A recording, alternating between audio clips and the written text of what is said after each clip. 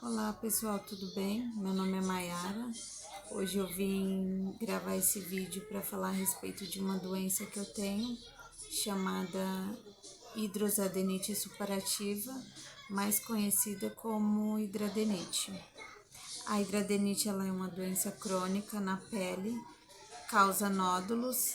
As lesões elas são cutâneas e se desenvolvem como inflamação e infecção nas glândulas sudoríparas.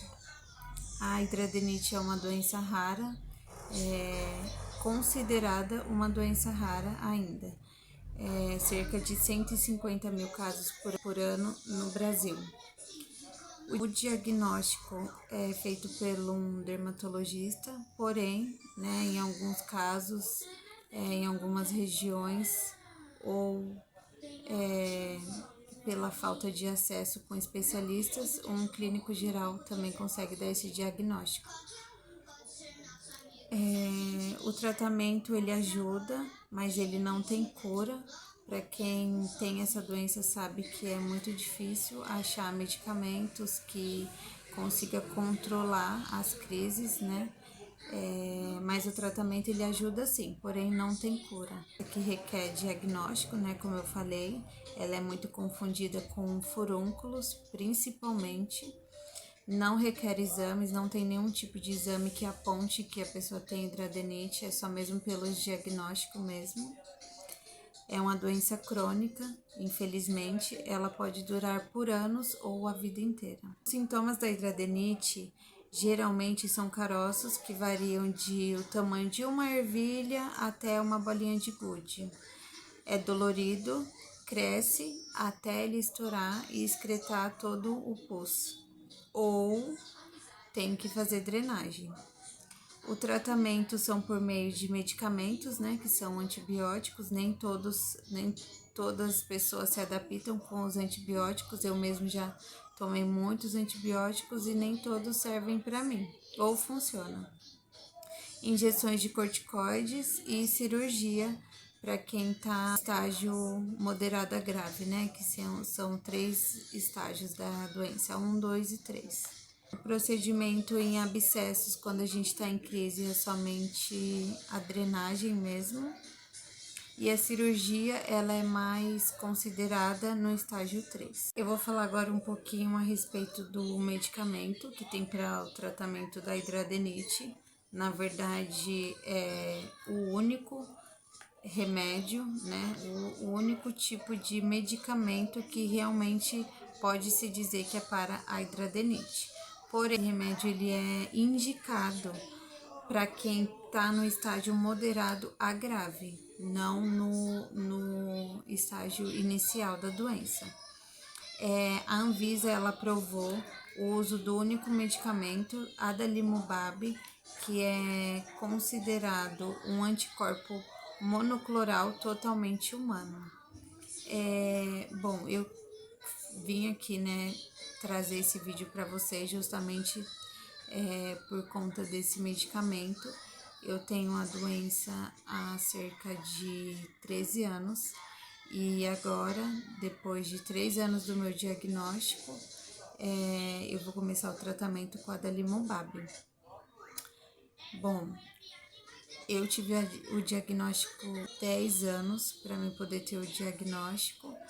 Eu já vinha com a doença há mais de 10 anos. Quando finalmente eu entrei em um consultório, uma médica olhou para mim e falou assim: olha, o que você tem é isso, doença que não tem cura, mas ela tem um tratamento. Quando eu fui nessa consulta, tinha pouco tempo que a Anvisa tinha liberado esse medicamento, porém, como eu dependo do SUS hoje em dia, consultas com especialista não é uma coisa assim que é sempre reagendado, não, demora um tempo, aí acaba que você perde a sua vaga, aí volta tudo de novo para o pedido médico não UBS, quando você vai lá para clínica de especialidade já é outro dermatologista, já tem que explicar tudo de novo o seu caso, até mesmo esse processo ele é bem dificultoso. Lembro que após essa consulta, a médica me encaminhou para pequenas cirurgias, que no dia da consulta eu estava com abscessos nas duas axilas. E ela olhou o meu seio, olhou o restante do meu corpo, né? Onde eu tenho a doença, que é praticamente no meu corpo inteiro, não é somente na axilas, igual a maioria dos casos que tem somente nas axilas, não. Eu tenho nas axilas, eu tenho no seio, eu tenho na cabeça, na orelha e em outras regiões íntimas do corpo também. Como eu tava falando, ela me encaminhou para essas duas pequenas cirurgias. Depois de uma semana, eu fiz a primeira cirurgia da doença, né? Eu fiz na axila. Ó, vou mostrar para vocês. Foi aqui mais ou menos.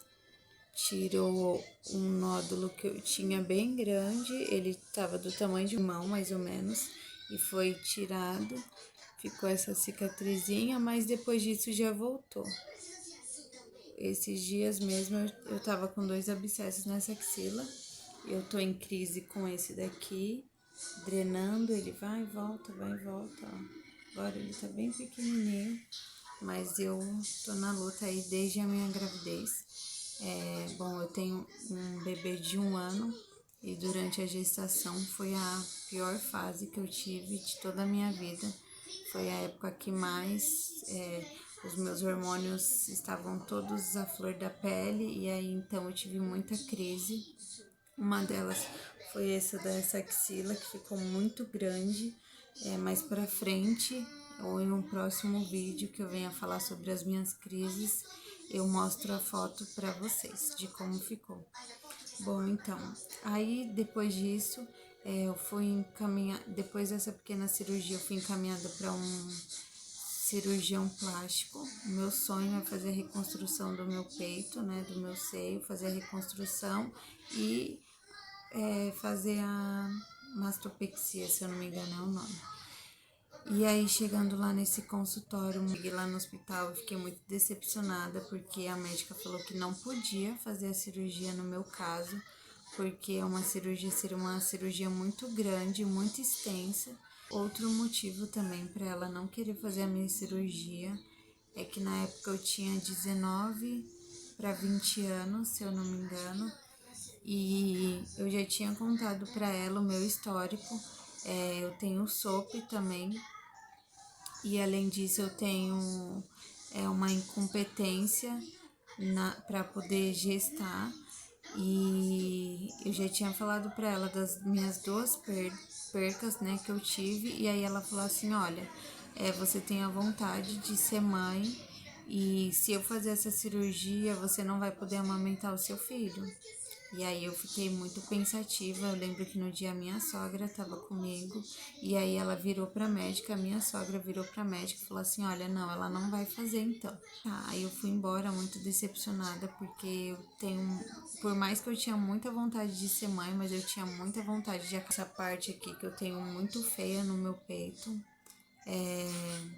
Antigamente eu tinha muita vergonha mesmo. Eu passava maquiagem, nas fotos eu editava. Hoje em dia eu não ligo mais. Depois disso eu não corri mais atrás, até que eu engravidei. Na gestação eu passei uma fase muito difícil. Foi uma fase assim, muito hormonal mesmo, em todos os sentidos.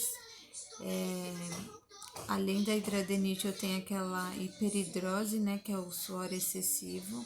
Isso faz com que a hidradenite se multiplique muito mais por questão do suor, do contato pele na pele, soa muito, e aí aonde soa muito é onde sai mais esses abscessos.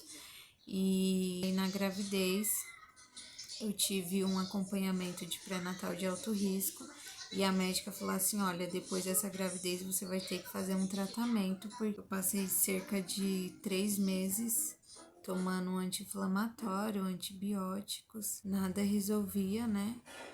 Porque infelizmente, para quem tá no estágio 3, igual eu, avançado, sabe que não é todo tipo de medicamento que faz mais efeito. Então já chega uma época que você toma tanto remédio que não faz mais efeito.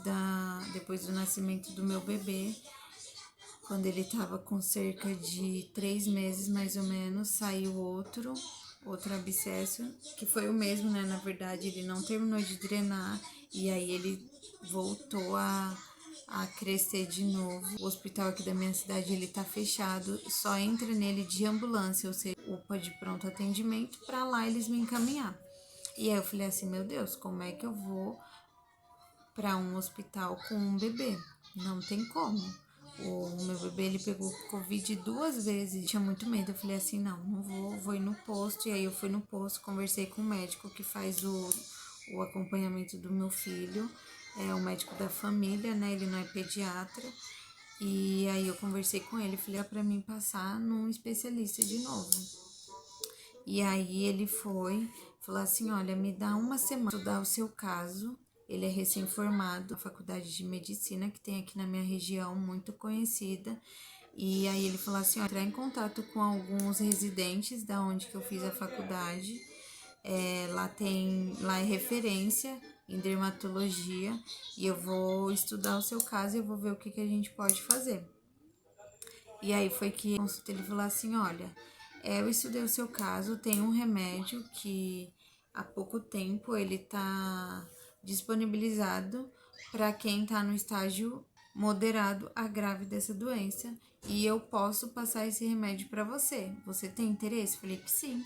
E aí foi quando ele me explicou do adalimumab. Eu já sabia desse medicamento, porém eu nunca tinha corrido atrás para começar o tratamento com ele, porque eu vi diversos casos de pessoas que teve o tratamento e que não foi eficaz, e no meu caso, que eu sou tipo assim, como eu posso dizer, igual o médico fala, eu sou uma bomba de hormônio, eu não acredito que ele vai fazer tão bem quanto para uma pessoa que não tem tantos problemas de saúde igual eu tenho.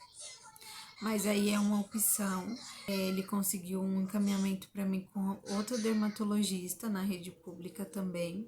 Não foi na faculdade ainda. O meu sonho é ir para lá. Tem muito na minha cabeça que se um dia eu conseguir uma vaga lá, eu posso até conseguir a minha cirurgia também. Tanto médico aí querendo experiência. A princípio eu não gostei da médica. Eu achei ela muito seca por ela ser mulher e tá vendo a minha situação, o meu corpo.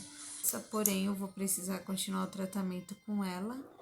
Na verdade, eu vou ligar na clínica e ver se eu tenho a possibilidade de trocar, mas se eu não puder, eu vou continuar com ela, porque tem algumas coisas que só ela pode passar e não o meu médico da família. Por fim, gente, eu vim fazer esse vídeo mais por conta do adalimumab mesmo, né? Então, eu tô super na expectativa, medicamento, de ter uma vida melhor, né? Eu já vi muitas pessoas falando bem, porém, já vi algumas pessoas falando que não teve a melhora que pensava que pudesse ter. E eu tô bem na expectativa mesmo se vai fazer efeito ou não. Bom, para quem não sabe, o adalimumab, ele pode ser prescrito por qualquer médico clínico geral, né? Pelo que o meu médico me passou, foi isso. Porém, ele não dá em qualquer farmácia. Ele é distribuído em pontos de atendimentos específicos para remédio de alto custo. Ele é um remédio que tem um valor muito alto e para retirada desse remédio não é necessário somente a receita prescrita pelo médico, tem que ter feito alguns exames. Um desses exames é o PPD, se eu não me engano, ou é PDD, um desses dois. É um exame que verifica se você tem tuberculose ou se você já teve contato com alguém que teve a tuberculose. E aí eu já fiz esse exame, não tenho mais a marca, mas ele é feito um furinho aqui no braço e depois de 2, 3 dias você volta para fazer a leitura. Se não tiver nada é porque você não teve contato e nem tem tuberculose. Além desse exame, tem também o raio-x do tórax, que eu ainda não fiz, mas eu já vou fazer essa semana. E segunda-feira eu tenho uma pilha de exames para colher também, que juntamente com esses exames é que é feita a liberação desse medicamento. Da tuberculose, que é o que faz aqui no braço, eu já tenho o laudo que eu não tive contato e nem tenho tuberculose. E agora só falta eu colher os exames e o raio-x. E aí depois disso eu volto aqui para falar mais primeiras expectativas sobre o remédio, como que foi, como que é feito a aplicação. Para quem tem também, eu quero dizer que você se aceite, que você se ame do jeito que você é. E é isso. Até o próximo vídeo.